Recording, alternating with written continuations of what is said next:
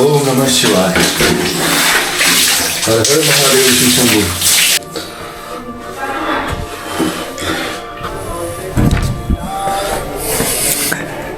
दोस्तों सबसे पहले हमें पेट्रोल पंप चलना पड़ेगा, वो मैं बताता हूँ क्यों। पेट्रोल नहीं ख़त्म हुआ है इस बार, हवा नहीं है टायर में। ये देखो हवा लेते हैं। दोस्तों हवा तो भरा ली, पेट्रोल भी भरवा लेते हैं।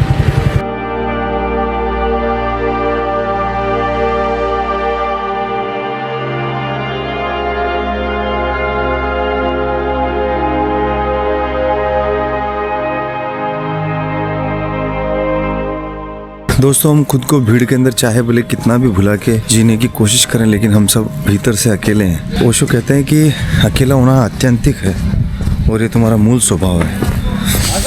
हम सब अकेले हैं, लेकिन हम लोगों में खोए रहते हैं, खुद को समय नहीं देते। थोड़ा खुद को समय देना चाहिए। भूले रहें खुद को और हम लोगों से कनेक्टेड रहें, लेकिन हमारा जो स्वभाव है वो तो अकेला ही है। हम आत्यंतिक तौर पे अकेले हैं, भीतर से हम सब अकेले हैं और ये कोई दुख की बात नहीं है। ओशो कहते हैं कि जो इस अकेलेपन के साथ आनंद लेने लग गया, फिर उसके जीवन में बहुत फूल खिलेंगे। देखो एक तो होता है एकांत, एक होता है अकेलापन। एकांत अलग चीज़ है, अकेलापन अलग चीज़ है। अकेलापन कहीं ना कहीं समझ लो जैसे उदासी वाली बात है कि आदमी बोर हो रहा है, अकेला महसूस कर रहा है। लेकिन एकांत जो है ना, वो बड़ी गहराई वाली बात है। वहाँ पर आपको किसी और के साथ जुड़ने की आवश्यकता नहीं है, आप खुद में स्वयं में ही परिपूर्ण हैं और वहाँ आनंद बरस रहा है।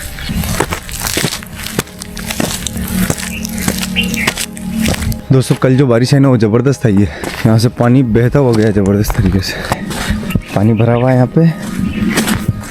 ये बता रहा है कि बारिश कल बहुत अच्छी हुई है। मित्रों ओशो कहते हैं कि मनुष्य सबसे ज़्यादा झूठ खुद से बोलता है और सबसे ज़्यादा चालाकी खुद के साथ ही करता है और खुद को धोखा देने में बहुत माहिर है। और ये बिल्कुल सच है। हम दूसरों से कहाँ झूठ बोलते हैं, वो तो सेकेंडरी है। प्राइमरी तो ये है कि हम खुद से झूठ बोलते हैं। इसलिए स्वयं के साथ झूठ बोलकर आत्मवंचना में ना फंसें, स्वयं के साथ ईमानदार रहें, बहुत ज़रूरी है। ईमानदारी बहुत ज़रूरी है। यह क्या मामला कर रखा है?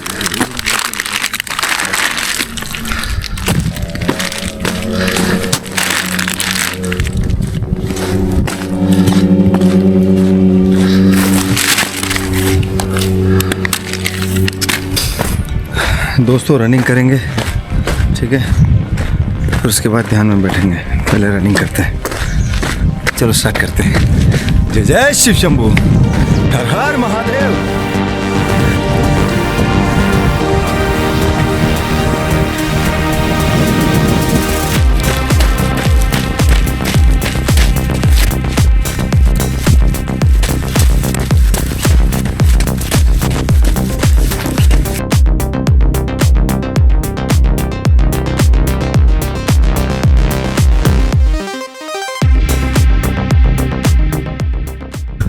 महादेव का जयकारा नीचे चल के लगाएंगे थोड़ा सा।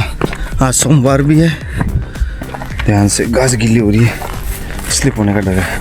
कभी भी जब ऐसी जगह पे आप वीडियो बना रहे हो ना, तो सावधानी पूरी रखनी, स्लिप हुए नहीं, नीचे गए नहीं। महादेव, शंभुनाथ, भोलेनाथ, चंद्रमौली आपकी जय हो, पिनाकी अस्ताय आपकी जय हो, बाबा भोले भंडारी आपकी जय हो, नमः पार्वती पते, हर हर महादेव, जय जय शिव शंभू, जय भवानी। गेहूं हो रहे ना इस बार, गेहूं की फसल में पानी गिर गया तो अच्छी होगी, लेकिन जब उसके पकने का टाइम आएगा तब बारिश नहीं होनी चाहिए, वरना जो गेहूं हो रहे हैं वो सब खराब हो जाएंगे। मित्रों ध्यान से सुनो, उधर डमरू बज रहा है भोले बाबा के मंदिर में, अरणी महादेव में। महादेव की आरती हो रही है। भोले शंकर आपकी जय हो, चंद्रमौली आपकी जय हो। ध्यान के मार्ग में वो आपके गुरु हैं, महादेव, गुरुओं के गुरु, परम गुरु।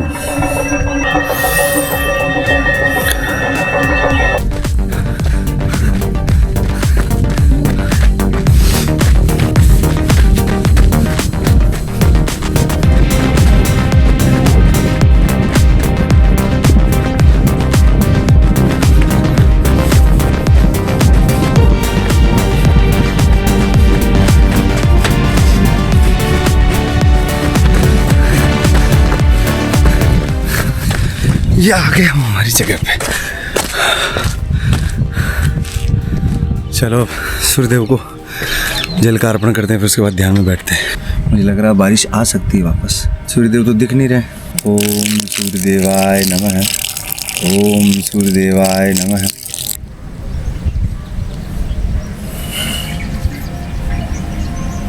सूर्यदेव आपकी जय हो। मित्रों अब हम 30 मिनट के लिए आंख बंद करके बैठेंगे, निश्चल भाव में आज्ञा चक्र को देखेंगे, ठीक है ना, 30 मिनट के लिए।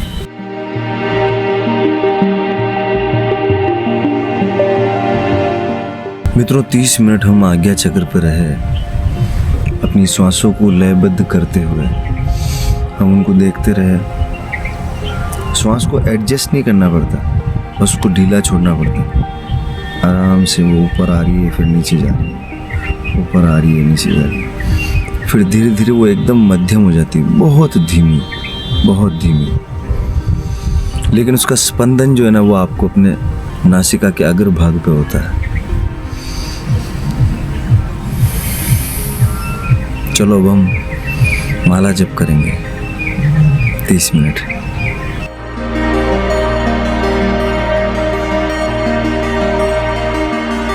मित्रों 30 मिनट का हमारा माला जप हो गया है, चैंटिंग हो गई है। अब हम भोले बाबा के मंदिर में चलेंगे और जलाभिषेक करके चलेंगे। चलो मित्रों आज सोमवार है तो भोले बाबा का अभिषेक कर देते हैं चल के, और मस्तक पे तिलक भी धारण करेंगे चंदन का। जिस दिन आप खुद के साथ खुश रहना सीख गए ना, और ये कला है, ये आर्ट है, ये सीखनी पड़ती है, ऐसे ही नहीं होता है ये। खुद के साथ खुश रहने की कला सिर्फ आध्यात्म में उतर के ही सीख सकते हैं हम, उसके अलावा नहीं। अगर हम संसार में उतरेंगे तो बस हम खुशियाँ दूसरों के साथ ढूंढेंगे, और हमारी खुशियों का कारण हमेशा दूसरे रहेंगे। वो भौतिक वस्तुएं हो सकती है, वो जीवित लोग हो सकते हैं, कुछ भी और कारण हो सकते हैं कि भाई ये कारण रहेंगे तो मैं खुश रहूँगा। अगर ये कारण ख़त्म होते हैं, ये कारण किसी भी कारण से डिस्टर्ब होते हैं, ये कारण किसी भी कारण से अगर डिस्टर्ब होते हैं तो मेरे आनंद में भंग पड़ जाएगा। लेकिन जब आप स्वयं के साथ आनंदित रहते हैं तो फिर आप सबके साथ आनंदित रहते हैं। जब आप स्वयं के साथ आनंदित रहते हैं तो फिर कोई आपके साथ हो या ना हो, अगर कोई साथ है तो भी आप खुश हो, नहीं है तो भी आप खुश हो, आप हर हाल में खुश हो। देखो किस तरह से आई, काफ़ी बारिश आई है।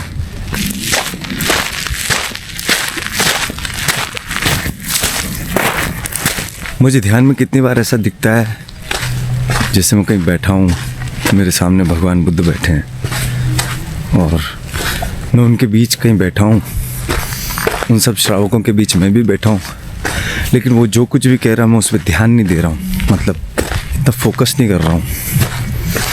ऐसा मैंने देखा है, बहुत बार देखा है ऐसा। काफ़ी बड़ा पेड़ है जिसके ऊपर एक चबूतरे पे वो बैठे हैं और बाकी सब बैठे हैं, सबके बाल घोटे हुए हैं, पीत वस्त्र धारण किए हुए हैं सब। मैं भी कहीं बैठा हूँ, लेकिन बस मैं उनकी बात पे ध्यान नहीं दे रहा हूँ। मैं ये देखता हूँ, क्या पता पास्ट लाइफ में मैं भगवान बुद्ध के साथ भी रहा हूँ, लेकिन मैंने उस जन्म में उन चीज़ों पे इतना ध्यान नहीं दिया। लेकिन वो प्यास थी, इसलिए ये यात्रा अभी भी चल रही है।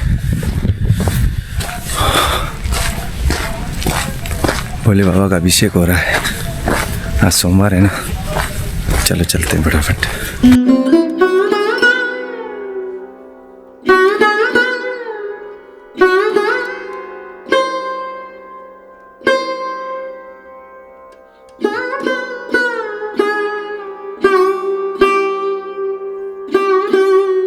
मित्रों देखो, हमें प्रसाद भी मिला है। क्या है ये? श्रीखंड है। सबसे पहले भोले बाबा का अभिषेक कर देते हैं। हालांकि श्रृंगार किया हुआ तो थोड़ा ही पानी डालेंगे। मित्रों हम 30 मिनट यहीं बैठेंगे, भोले बाबा के चरणों में ध्यान करेंगे 30 मिनट।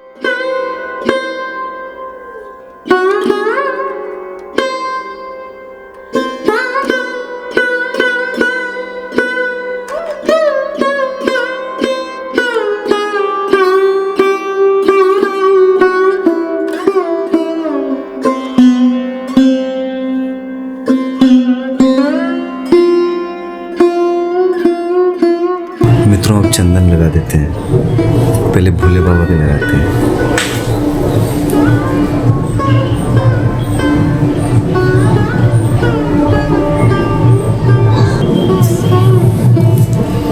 अब हमारे लगाते हैं।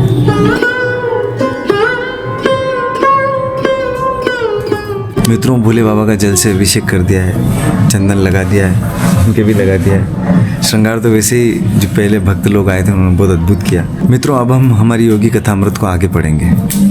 जय शिव शंभो। मित्रों आज हम परमहंस योगानंद की योगी कथामृत के 43वें अध्याय पर पहुंच चुके हैं, जिसका नाम है श्री युक्तेश्वर जी का पुनरुत्थान। श्री युक्तेश्वर जी का पुनरुत्थान 43वां अध्याय, इसको हम पढ़ेंगे आज। इसके बाद इसके ऊपर बात करेंगे।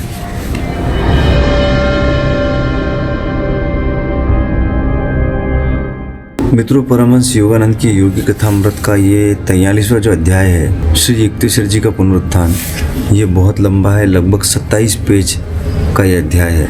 तो इसको आज हम पूरा कवर नहीं करेंगे। आज हम इसका आधा ही बताएंगे और आधा इसका कल बताएंगे, क्योंकि ये चैप्टर बहुत लंबा है, लगभग 25-30 पेज का है। योगानंद जी कहते हैं कि जब मैं मुंबई में रीजेंट होटल के अंदर अपने कमरे में बैठा था, तब जगमगाते प्रकाश में भगवान का दिव्य रूप मेरे सामने प्रकट हुआ। भगवान श्री कृष्ण।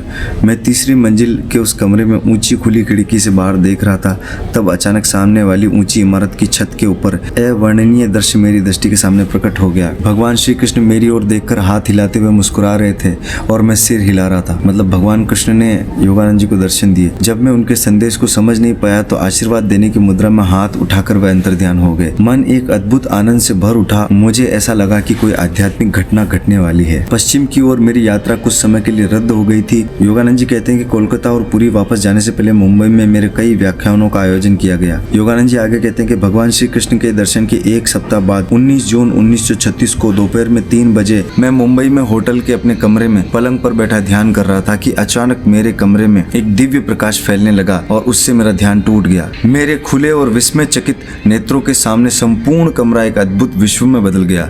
सूर्य प्रकाश एक स्वर्गीय तेज में बदल गया। मित्रों योगानंद जी आगे कहते हैं कि रक्त मांस के शरीर में श्री युक्तेश्वर जी को अपने सामने खड़ा देखकर आनंद अतिरेक की लहरों पर लहरें मुझ पर छाने लगी। मतलब उनको उनके गुरुदेव ने दर्शन दिए, पूरे एकदम स्थूल शरीर में। गुरुदेव ने अत्यंत स्नेह से भरे शब्दों में कहा, बेटा। उनके चेहरे पर देवताओं को भी मोहित करने वाली ऐसी सुंदर मुस्कान खेल रही थी। उस समय जीवन में पहली बार मैंने उनका चरण स्पर्श नहीं किया, बल्कि उन्हें अपनी बाहों में भर लेने के लिए आतुर होकर आगे बढ़ गया। वह अपूर्व क्षण था। परम आनंद की उस बरसती वर्षा की तुलना में गत कुछ महीनों में जो व्यथा वेदना मैंने सही थी वे कुछ भी नहीं थी, क्योंकि उनके गुरुदेव ने शरीर छोड़ दिया था तो बहुत अंदर ही अंदर वो दुखी थे। मेरे प्रभु, मेरे गुरुदेव, मेरे प्रियतम, आप मुझे छोड़कर कहाँ चले गए? आनंद अतिरेक के कारण मैं असंबंध बोलने लग गया। आपने मुझे कुंभ मेले में जाने ही क्यों दिया? आपको छोड़कर जाने के लिए मैंने अपने आप को कितना कोसा है, आपको पता भी नहीं। जब योगानंद जी ने ये सब कहा तो गुरुदेव ने क्या कहा? जहां मुझे बाबा जी का प्रथम दर्शन हुआ था, उस तीर्थ स्थल का दर्शन करने की तुम्हारी आशा भरी खुशियों पर मैं पानी नहीं फेरना चाहता था, इसलिए मैंने तुम्हें नहीं रोका। फिर वो आगे कहते हैं कि मैं तो थोड़ी देर के लिए तुम्हें छोड़कर गया था, क्या अब फिर से तुम्हारे पास नहीं आ गया हूँ? मित्रों योगानंद जी इसके बावजूद भी थोड़ा सा मतलब भ्रमित हो रहे थे, कंफ्यूज हो रहे थे। तो आगे कहने लगे, पर क्या आप ही हैं गुरुदेव, ईश्वर के वही सिंह हैं? अभी आपने जो शरीर धारण किया है, क्या वह बिल्कुल उसी शरीर के समान है जिसे मैंने पुरी की निर्दय बालू में समाधिस्थ कर दिया था? तो फिर वो आगे कहने लगे, हाँ बेटा, मैं बिल्कुल वही हूँ। यह रक्त मांस का शरीर है। मेरी दृष्टि में शरीर केवल आकाश तत्व का इटर्नल है, परंतु तुम्हारी दृष्टि के लिए एक जड़ देह है। मैंने सृष्टि के परमाणुओं से एक पूर्णतः नए शरीर की सृष्टि की है, जो बिल्कुल उस स्वप्न सृष्टि के शरीर जैसा ही है जिसे तुमने अपनी स्वप्न सृष्टि की स्वप्न बालू में समाधि दे दी थी। वस्तुतः मेरा पुनरुत्थान हो चुका है। वो आगे कहते हैं कि वस्तुतः मेरा पुनरुत्थान हो चुका है, पृथ्वी पर नहीं बल्कि एक सूक्ष्म लोक में। इस पृथ्वी के मानवों की तुलना में उस लोक में वास करने वाले लोग मेरे उच्च आदर्शों के अधिक अनुरूप हैं। तुम और तुम्हारे उन्नत प्रियजन भी किसी दिन उस लोक में मेरे पास आ जाओगे। मृत्युंजय गुरुदेव, मुझे और अधिक उस लोक के बारे में बताइए।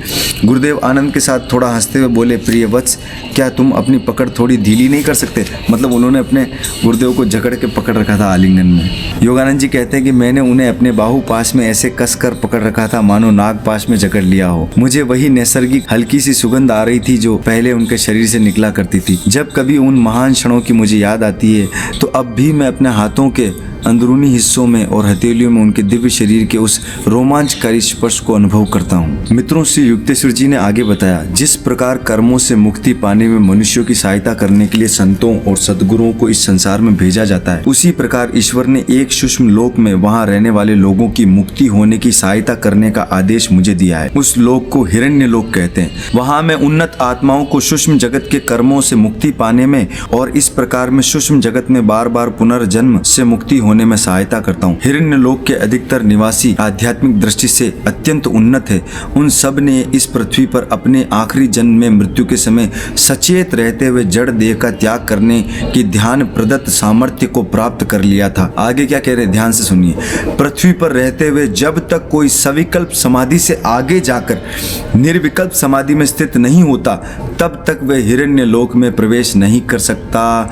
हिरण्य लोक के वासी उन साधारण सूक्ष्म लोकों से पहले ही पार हो चुके होते हैं, जहां पृथ्वी के प्राय सभी वासियों को मृत्यु उपरांत जाना पड़ता है। वहां उन्होंने सूक्ष्म लोकों के अपने गत कर्मों के बीज को नष्ट कर डाला है। सूक्ष्म लोकों के इस प्रकार के आत्मोद्धार का कार्य उन्नत साधकों के अतिरिक्त और कोई नहीं कर सकता, और तब अपनी आत्मा को सूक्ष्म जगत के कर्मों के शेष रह रहे लवलेशों से मुक्त कराने के लिए इन साधकों को विधि विधान के अनुसार हिरण्य लोक में, जो कि सूक्ष्म लोकों का सूर्य या कि स्वर्ग है, सूक्ष्म शरीर धारण कर जन्म लेना पड़ता है, जहां उनकी सहायता करने के लिए मैं उपस्थित रहता हूं। हिरण्य लोक में कुछ ऐसे लगभग पूर्ण अवस्था को प्राप्त हुए जीव भी हैं जो वहां उच्चतर कारण जगत से आए हुए हैं। मित्रों, यहाँ सविकल्प समाधि और निर्विकल्प समाधि के बारे में बताया गया। सविकल्प समाधि में साधक ईश्वर के साथ अपनी एकात्मता को अनुभव कर लेता है, परंतु केवल ध्यान की निश्चल समाधि अवस्था को छोड़कर अन्य समय वह ब्रह्म चैतन्य की अपनी उस अवस्था में नहीं रह सकता। यानी कि सविकल्प समाधि में अगर कोई पहुंच गया ना, तो जब तक सविकल्प समाधि में है तब तक तो वो ब्रह्म चैतन्य में रहेगा, लेकिन जैसे वो समाधि टूटी और वो नॉर्मल संसार में रह रहा है ना, जागा उस समाधि से, तो वो ब्रह्म चैतन्य उसका टूट जाएगा। लेकिन आगे निर्विकल्प समाधि के बारे में क्या कह रहे हैं, लेकिन निरंतर ध्यान के द्वारा वह इससे उच्चतर निर्विकल्प समाधि की अवस्था में पहुंचता है, जिससे यदि वह संसार से मुक्त संचार करता रहे तब भी ईश्वर अनुभूति की अपनी अवस्था से नहीं गिरता है। निर्विकल्प समाधि में योगी अपने भौतिक या सांसारिक कर्मों के अंतिम लवलेशों को भी नष्ट कर देता है, परंतु फिर भी सूक्ष्म और कारण जगत के कर्मों से मुक्त होना शेष रह सकता है। इसीलिए उसे सूक्ष्म जगत में और फिर उच्च स्पंदन युक्त कारण जगत में बार बार पुनर्जन्म लेना पड़ता है। तो फिर गुरुदेव आगे कहते हैं, शास्त्रों में तुमने पढ़ा है कि ईश्वर ने मानव आत्मा को एक के बाद एक 3 शरीरों में आबद्ध किया है। भाव या कारण शरीर, सूक्ष्म शरीर जो कि मनुष्य की मानसिक और भावनात्मक प्रकृति का स्थान है, और स्थूल पंच भौतिक शरीर। पृथ्वी पर मनुष्य अपनी देह इंद्रियों से युक्त रहता है। सूक्ष्म जगत के लोगों का काम अपनी चेतना, भावनाओं और प्राण शक्ति से बने शरीर से चलता है। कारण शरीरधारी जीव भावों के बने आनंदमय कारण जगत में रहता है। मेरा कार्य उन सूक्ष्म देहधारियों का मार्गदर्शन करना है जो कारण जगत में प्रवेश करने के लिए तैयार हो रहे हैं पृथ्वी पर। फिर योगानंद जी आगे कहते हैं कि पूज्य गुरुदेव, मुझे सूक्ष्म जगत के बारे में और अधिक बताइए। वे आगे कहते हैं, क्योंकि अधिकांश लोग सूक्ष्म लोकों के सौंदर्य का उपभोग करने में इतने इतने मग्न हो जाते हैं कि कठिन आध्यात्मिक साधना की कोई आवश्यकता नहीं समझते। हिंदू शास्त्रों में केवल अणु और उससे भी सूक्ष्म परमाणु का ही नहीं, जो सूक्ष्म विद्युतीय शक्तियां होती है, बल्कि प्राण शक्ति या सृजनात्मक प्राण अणुओं का भी उल्लेख है। अणु और विद्युत परमाणु अंध शक्ति है, जबकि प्राणाणु में प्रज्ञा निहित होती है। उदाहरण के लिए शुक्राणु और अंडाणु में विद्यमान प्राण अणु कर्मों के परिरूप के अनुसार गर्भ के विकास को निर्धारित करते हैं। गुरुदेव आगे बताने लगे, अनेक सूक्ष्म लोक हैं जिनमें सूक्ष्म देहधारी प्राणी वास करते हैं। ये सूक्ष्म लोक निवासी एक ग्रह से दूसरे ग्रह जाने के लिए सूक्ष्म विमानों का या कि प्रकाश पिंडों का उपयोग करते हैं, जो विद्युत शक्ति या रेडियोधर्मी शक्ति यानी कि रेडियो एक्टिव एनर्जीज से भी अधिक गति से जाते हैं। प्रकाश और रंगों के सूक्ष्म स्पंदनों से बना सूक्ष्म जगत भौतिक सृष्टि से सैकड़ों गुना बड़ा है। संपूर्ण भौतिक सृष्टि सूक्ष्म जगत के विशाल तेजों में गुब्बारे के नीचे एक छोटी सी ठोस टोकरी के समान लटकी हुई है। जिस तरह से अंतरिक्ष में अनेक सूर्य और तारे भ्रमण कर रहे हैं, उसी तरह सूक्ष्म जगत में भी अनेक सूक्ष्म सौर मंडल और सूक्ष्म नक्षत्र मंडल हैं। वहाँ के ग्रहों के भी सूक्ष्म सूर्य और सूक्ष्म चंद्र हैं, जो कि भौतिक सृष्टि के सूर्य चंद्रों से कहीं अधिक सुंदर हैं। सूक्ष्म जगत के ये सूर्य चंद्र ध्रुवीय प्रकाश के समान दिखते हैं। सूर्य का तेज चंद्र के तेज से अधिक दीप्तिमान होता है। वहाँ के दिन और रात पृथ्वी के दिन और रात से अधिक लंबे होते हैं। सूक्ष्म जगत असीम सुंदर, स्वच्छ, शुद्ध और सुव्यवस्थित है। वहाँ कोई निर्जीव या बंजर भूमि नहीं है। खरपतवार, बैक्टीरिया, कीड़े मकोड़े, सांप आदि पृथ्वी के अभिशाप भी वहाँ नहीं है। सूक्ष्म जगत में पृथ्वी की भांति परिवर्तनशील और अनिश्चित जलवायु और ऋतु भी नहीं है। वहाँ सदैव चिर वसंत ऋतु की समशीतोष्ण जलवायु रहती है और यदा कदा ज्योतिर्मय हिमपात होता रहता है तथा बहुरंगे प्रकाश की बारिश होती है। सूक्ष्म जगत के ग्रहों पर स्फटिक जल की झीलें, उज्ज्वल समुद्र और इंद्रधनुषी नदियां बहुतायत में होती हैं। सूक्ष्म जगत के सूक्ष्मतर स्वर्ग हिरण्यलोक में तो नहीं, परंतु साधारण सूक्ष्म जगत में करोड़ों जीव रहते हैं, जो कमोबेश नए नए ही पृथ्वी लोक से वहां आए होते हैं। इनके अतिरिक्त वहां असंख्य परियां, मत्स्य कन्याएं, मछलियां, पशु, बोने, भूत प्रेत और उपदेवता भी रहते हैं। ये सब अपने अपने कर्मों के गुणवत्ता के स्तर के अनुसार सूक्ष्म जगत के विभिन्न ग्रहों पर रहते हैं। अच्छी और बुरी आत्माओं के लिए विभिन्न देवी प्रसाद या स्पंदनात्मक क्षेत्रों की व्यवस्था है। अच्छी आत्माएं मुक्त रूप से संचार कर सकती है, परंतु बुरी आत्माएं सीमित क्षेत्र में ही संचार कर सकती हैं। जिस प्रकार इस पृथ्वी की भूमि पर मानव रहते हैं, मिट्टी के अंदर कृमि रहते हैं, पानी में मछलियां रहती है, हवा में पक्षी रहते हैं, उसी प्रकार सूक्ष्म जगत की विभिन्न श्रेणियों के जीव अपनी अपनी योग्यता के अनुसार विभिन्न प्रकार के स्पंदनात्मक क्षेत्रों में वास करते हैं। सूक्ष्म जगत के इस अंधकार में कारागार के ऊपर के विस्तृत लोकों में सब कुछ तेजोमय और सुंदर है। सूक्ष्म जगत ईश्वर की इच्छा तथा पूर्णता प्राप्ति की योजना के साथ पृथ्वी की अपेक्षा अधिक स्वाभाविक तालमेल रखता है।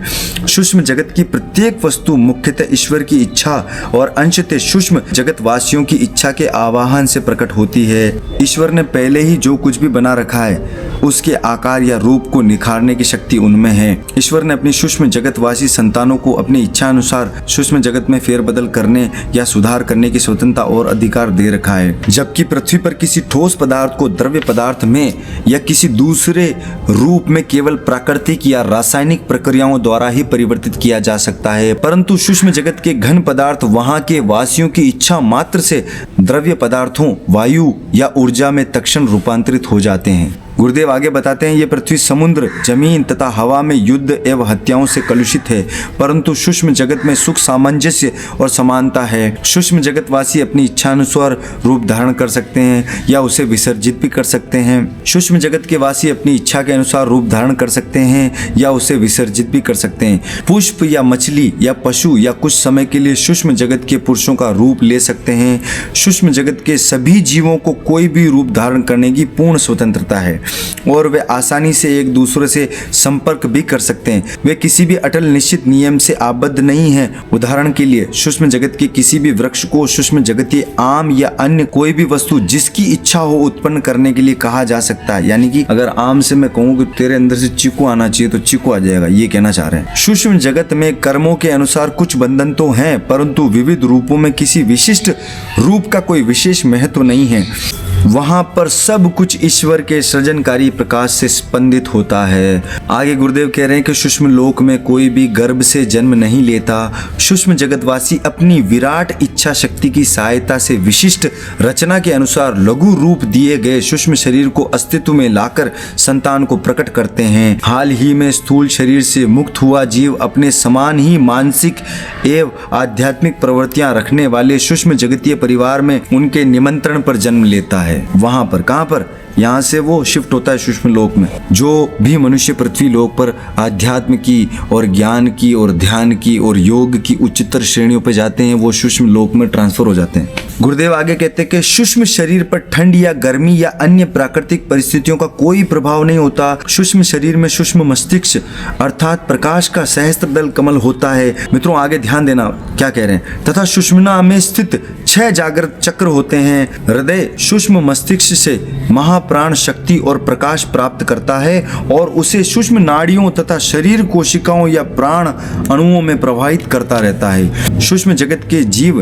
प्राण अणुओं की शक्ति और पवित्र मंत्रों के स्पंदनों से अपने रूप में परिवर्तन कर सकते हैं। अधिकांश जीवों का सूक्ष्म शरीर उनके अंतिम स्थूल शरीर की प्रतिमूर्ति होता है। उसका चेहरा और शरीर पृथ्वी पर उसकी युवा अवस्था में जैसा था वैसा ही सूक्ष्म लोक में दिखता है। कभी कभी मुझ जैसा कोई अपनी वृद्धावस्था का ही रूप बनाए रखना पसंद करता है। गुरुदेव से तरुणाई फूट पड़ी और वे हंसते हुए उल्लास के साथ आगे कहने लगे। गुरुदेव ने आगे कहा, स्थानिक त्रिआयामी भौतिक जगत का ज्ञान केवल पंच इंद्रियों द्वारा ही हो सकता है, परंतु सूक्ष्म लोकों का ज्ञान सर्व समावेशक छठी इंद्री अर्थात अंतर्ज्ञान से होता है। सारे सूक्ष्म जगतवासी केवल अंतर्ज्ञान से ही शब्द, स्पर्श, रस, रूप, गंध की अनुभूति कर लेते हैं। उनकी 3 आंखें होती है जिनमें से 2 अर्धो उन्मीलित होती है। तीसरा और मुख्य सूक्ष्म नेत्र जो ललाट में खड़ा स्थित होता है खुला रहता है।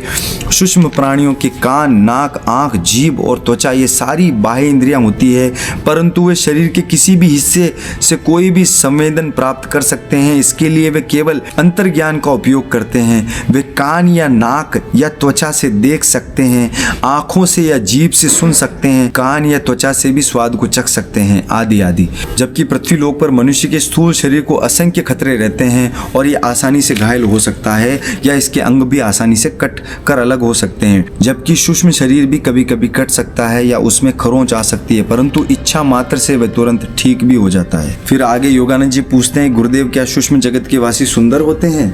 मित्रों इस सवाल पर गुरुदेव आगे कहते हैं, सूक्ष्म जगत में सौंदर्य को एक आध्यात्मिक गुण माना जाता है, बाह्य रूप नहीं।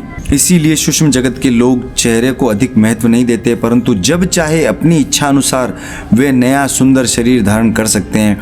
जिस प्रकार धरती के लोग उत्सव समारोह के अवसर पर नए वस्त्र अलंकार धारण करते हैं, उसी प्रकार सूक्ष्म जगत के लोग भी खास अवसरों पर विशेष प्रकार के शरीर धारण करते हैं। हिरण्य लोक जैसे सूक्ष्म जगत के उच्च लोकों में तब आनंद उत्सव मनाए जाते हैं जब आध्यात्मिक उन्नति द्वारा कोई जीव सूक्ष्म जगत से मुक्त होकर उसके स्वर्ग अर्थात कारण जगत में प्रवेश करने योग्य हो जाता है। ऐसे अवसरों पर अदृश्य परमपिता तथा उनमें विलीन हो चुके संत जन अपनी अपनी पसंद का शरीर धारण कर उत्सव में सम्मिलित होते हैं। परमपिता अपने प्रिय भक्त को खुश करने के लिए उसी की इच्छा के अनुसार रूप धारण करते हैं। यदि उस भक्त ने भक्ति के द्वारा भगवान की आराधना की है तो वह भगवान को जगन माता के रूप में देखता है। जैसे ईसा मसीह को अनंत परम तत्व का पितृ रूप अन्य सब रूपों से अधिक अच्छा लगता है। सृष्टा ने प्रत्येक सृष्ट जीव को स्वतंत्र व्यक्तित्व प्रदान किया है। इस कारण सर्वशक्तिमान ईश्वर से कल्पनीय एवं अकल्पनीय सभी प्रकार के रूपों की मांग होती रहती है। मेरे गुरुदेव और मैं दोनों ही इस पर साथ साथ हंसने लगे। श्री युक्तेश्वर जी अपनी बांसुरी के समान मधुर आवाज में आगे कहते हैं, पूर्व जन्मों के मित्र सूक्ष्म जगत में एक दूसरे को आसानी से पहचान लेते हैं। मित्रता के अमृत को देखकर वे आनंदित होते हैं और उसी के साथ प्रेम की अनश्वरता उनकी समझ में आ जाती है, जिस पर पृथ्वी पर होने वाले दुखद मिथ्या वियोग के समय प्राय संदेह किया जाता है। सूक्ष्म जगत वासियों का अंतर्ज्ञान सूक्ष्म और जड़ जगत के बीच पर्दे को भेद कर पृथ्वी पर चलने वाली गतिविधियों का निरीक्षण कर सकता है, परंतु मानव सूक्ष्म जगत को नहीं देख सकता जब तक उसकी छठी इंद्रिय कुछ हद तक विकसित ना हो जाए। मतलब जिसकी छठी इंद्रिय विकसित हो जाती है वही सूक्ष्म जगत को देख सकता है। हजारों पृथ्वी वासियों ने सूक्ष्म जगत की या किसी सूक्ष्म जगत वासी की क्षणिक झलक देखी है। हिरण्य लोक में वास करने वाली उन्नत आत्माएं सूक्ष्म जगत के लंबे लंबे दिन और रात में अधिकांश समय परमानंद में जागृत रहती है और सृष्टि को चलाने से से संबंधित जटिल समस्याओं का समाधान करने में तथा राह भटके लोगों के अर्थात पृथ्वी पर वास करने वाली आत्माओं के उद्धार में सहायता करती रहती है। जब कभी हिरण्यलोक